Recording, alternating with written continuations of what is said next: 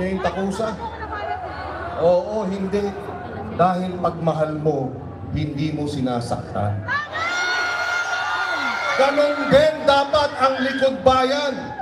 Hindi dapat sinasaktan ang ating mga botante.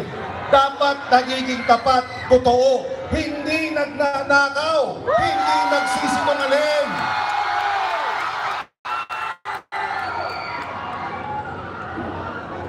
Ngayon, may dala naman akong bulaklak para sa ating mga kababayan. Hindi chicharong bulaklak. Isang panukalang batas na libreng almusal mula kinder hanggang grade 12. Yan ay isusulong natin. Ang kabataan ang kinabukasan ng bayan. Kailangan natin silang pangalagaan at nag-uumpisa ang pag-aalaga sa ating tamang pagkain. Si Melody, 8 taong gulang, taga Hagonoy. Napakabibong bata.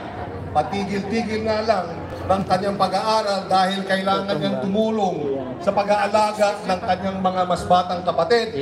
Dahil si nanay at si tatay ay nakikipagsapalaran kung hindi sa pabrika, sa bukid, para meron silang mailagay sa hapagkainan.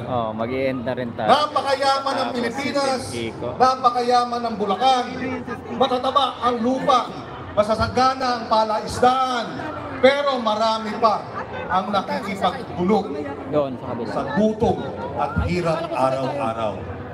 Sa ating libreng almusal, mula kinder hanggang grade 12, kukunin ang hanggang kalahati ng school feeding budget para bumili sa ating mga magsasaka at mangingisda na direkta.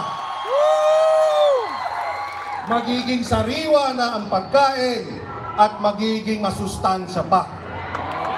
Ika nga, 2 ibon ang ating mahahagip. Ang kalusugan ng ating mga anak at ang kalusugan ng bulsa ng mga nagbubungkal at ang ating mga mangingisda. Alam nyo, marami sa ating mga kababayan, siyempre, hanggat maaari, pag mayroong espesyal na okasyon, may handa. Pagkain ang love language ng marami sa ating mga kababayan. Nakasentro sa handaan ang halos lahat ng ating selebrasyon. Marami sir. At siyempre, pag marami ang handa, dahil mura na ang pagkain, dahil napababa na ang presyo ng pagkain, pag maraming handa, maraming Sharon. Sir Willie Villanueva. Kaya ang ating advokasya para mapamura ang pagkain, para dumami ang handa, para marami ang masasharon. Kapag may Kiko, may Sharon ka. Sir Roselito, thank you so much sa mga bagong alam nyo, subscribers. Sa kampanyang ito, 32 days na lamang. Ma'am Adele, maraming mga kandidato sa pagkasenador. Bilyon na ang ginagasta.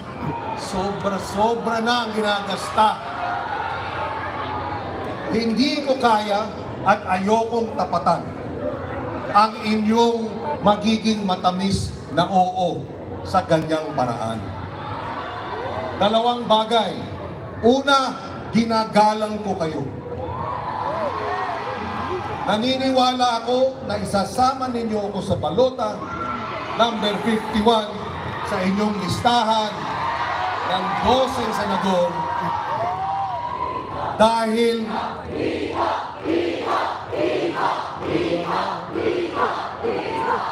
isasama ninyo ko dahil sa aking mga resibo, sa aking pagkatao at sa aking kakayahan. Hindi dahil sa pilyong pisong halaga na ginagasta. Nagtitiwala ako at nagtitiwala ako sa inyo bilang lingkod bayan. Tapat at totoo. Hindi tayo minsan umayan sa kurakot sa pwesto. 3 beses po ninyo akong hinalal bilang senador dito sa Bulacan. 3 beses akong nanalo dito sa Bulacan. Maraming salamat sa inyo. At dun sa tatlong termino, hindi tayo pumayag na mas